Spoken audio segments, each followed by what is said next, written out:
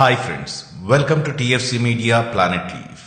మన భారతదేశంలో ఎన్నో పురాతన దేవాలయాలున్నాయి. ప్రతి దేవాలయానికి ఒక ప్రత్యేకత ఉంది. కానీ కొన్ని ఆలయాలలో జరిగే సంఘటనలు ఆశ్చర్యాన్ని కలిగిస్తాయి. ఆ సంఘటనలు ఎలా జరుగుతున్నాయి అనే విషయాలు మిస్టరీలుగానే ఉండిపోయాయి. అటువంటి టాప్ 5 మిస్టీరియస్ ఆలయాలను నేను ఈ వీడియోలో చూపించబోతున్నాను. నంబర్ 5, ఒరిస్సా పూరి జగన్నాథ్ ఆలయానికి ఎంతో ఘన చరిత్ర ఉంది. ప్రతి సంవత్సరం ఆషాఢ మాసం 2వ రోజున జరిగే రథయాత్ర యొక్క గొప్పదనం యావత్ ప్రపంచానికి తెలుసు.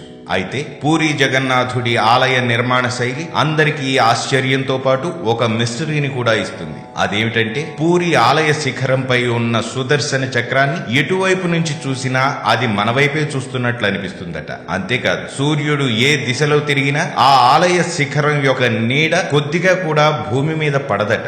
ఈ రెండు పూరి ఆలయంలో ఉన్న బిగ్గెస్ట్ మిస్టరీస్ గా ఉంటే, ఈ ఆలయంలోని మరో వింత వంటశాల. ఈ వంటశాలలో వండే భోజనం ఎంత మంది భక్తులు వచ్చినా అంతమందికి సరిగ్గా సరిపోతుందట.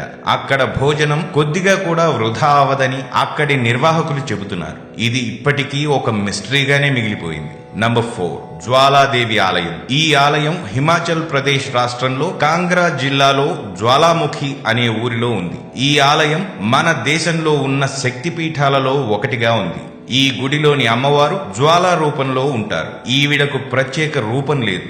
భూమిలోంచి వచ్చే చిన్న మంటనే జ్వాలాముఖి దేవిగా కొలుస్తున్నారు. ఈ జ్వాల కొన్ని వేల సంవత్సరాల నుంచి విరామం లేకుండా ఒక అఖండ జ్యోతిగా వెలుగుతుంది. అయితే కొంతమంది వాదన ప్రకారం అక్కడ భూమిలో లావా ఉండి ఉంటుందని, దానివల్లే అక్కడ అగ్ని వస్తుందని చెప్పినా దానికి తగిన శాస్త్రీయ నిర్వచనం ఇవ్వలేకపోయారు. అందువల్ల ఈ జ్వాలాముఖి దేవి ఆలయంలోని జ్వాల ఇప్పటికీ ఒక మిస్టరీగానే మిగిలిపోయింది. నంబర్ 3, ఛాయా సోమేశ్వర ఆలయం. ఈ ఆలయం తెలంగాణ రాష్ట్రంలోని నల్గొండ జిల్లా పానగల్లులో ఉంది. ఈ ఆలయం చోళుల కాలంలో నిర్మించినట్లు అక్కడి శిలా ఫలకాల ద్వారా తెలుస్తుంది. ఈ ఆలయంలోని ప్రధాన ఆకర్షణ అక్కడ ఉండే శివలింగంపై పడే నీడ.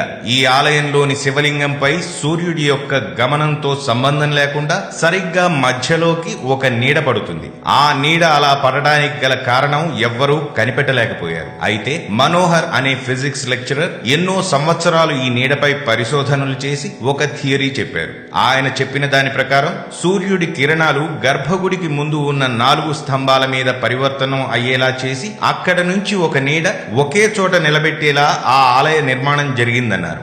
ఆయన చెప్పిన ఈ థియరీపై ఇంకా పరిశోధనలు జరుగుతున్నాయి. ఇంతటి అద్భుతాన్ని సృష్టించిన అప్పటి శిల్పకళాకారుల నైపుణ్యం ఎంత గొప్పదో అర్థం చేసుకోవచ్చు. నంబర్ 2, ఉత్తరప్రదేశ్ లోని కాన్పూర్ లో జగన్నాథ్ ఆలయం ఒకటి ఉంది. ఈ ఆలయం కొన్ని శతాబ్దాలుగా ఒక వింతను మోస్తుంది. అది ఏమిటంటే, ఈ ఆలయం ప్రతి సంవత్సరం వర్షాలు ఎప్పుడు పడతాయి, ఎలా పడతాయి అనే విషయాన్ని చాలా స్పష్టంగా చెబుతుందట. అందుకే ఈ ఆలయాన్ని మాన్సూన్ టెంపుల్ గా పిలుస్తారు. అసలు ఒక ఆలయం వర్షాల గురించి ఎలా చెప్పగలదు అని మీరు అనుకుంటే, ఒకసారి అక్కడి వారు చెబుతున్న కథనాన్ని వినాలి. మరి అక్కడి వారి కథనం ప్రకారం ప్రతి సంవత్సరం వర్షాకాలానికి 7 రోజుల ముందు ఆ గుడిలో నీటి బిందువులు పడతాయట. అలా ఆ నీటి బిందువులు పడటం మొదలైన సరిగ్గా 7 రోజులకి ఆ ప్రాంతంలో వర్షాలు పడతాయట. అంతేకాదు, ఆ గుడిలో పడే నీటి బిందువుల శాతం బట్టి ఆ సంవత్సరం వర్షాలు ఎక్కువగా పడతాయా తక్కువగా పడతాయా అనే విషయం కూడా తెలుస్తుందట. ఈ గుడిపై పరిశోధనలు చేసిన కొంతమంది శాస్త్రవేత్తలు ప్రతి సంవత్సరం వర్షాకాలానికి 7 రోజుల ముందు నిజంగానే ఆ గుడిలో నీటి బిందువులు పడుతున్నాయని చెప్పగా, దాని వెనుక ఉన్న రహస్యం ఇప్పటికీ ఒక మిస్టరీగానే మిగిలిపోయింది. నంబర్ 1, రాజరాజేశ్వరి బాలా త్రిపుర సుందరి ఆలయం. ఈ ఆలయం బీహార్ రాజధాని పాట్నాలో ఉంది. ఈ ఆలయాన్ని 400 సంవత్సరాల పూర్వం నిర్మించినట్లు అక్కడి శాసనాలను బట్టి తెలుస్తుంది. అయితే ఈ ఆలయంలో రాత్రిపూట ఎవరో మాట్లాడుతున్నట్లు వినిపిస్తుందట. అప్పట్లో ఈ ఆలయాన్ని మంత్ర విద్యలు నేర్చుకునేవారు నిర్మించినట్లు అక్కడ స్థల పురాణం చెబుతుంది. అప్పటి వారి మంత్రసిద్ధుల ప్రభావం చేత కొన్ని శక్తి స్వరూపాలు ఈ ఆలయంలో ఏర్పడి అవి రాత్రిపూట అదృశ్య రూపంలో అక్కడ తిరగడం వల్ల ఇలాంటి శబ్దాలు వినిపిస్తున్నాయని కొంతమంది చెబుతుంటే, ఆ ఆలయ పూజారులు మాత్రం ఈ మాటలు అమ్మవారి విగ్రహంలోంచి వస్తున్నాయని చెబుతున్నారు. ఈ విషయంపై ఎంతో మంది పరిశోధనలు చేసినా అది ఇంకా ఒక మిస్టరీగానే మిగిలిపోయింది. సో ఇవి ఫ్రెండ్స్ మన దేశంలో ఉన్న టాప్ 5 మిస్టీరియస్ ఆలయాలు. మరిన్ని ఇంట్రెస్టింగ్ వీడియోస్ తో మళ్ళీ మీ ముందుకు వస్తాను. మరి ఆ వీడియోస్ మిస్ కాకుండా ఉండాలంటే మా ఛానల్ ని సబ్స్క్రైబ్ చేసుకోవడం మాత్రం మర్చిపోకండి.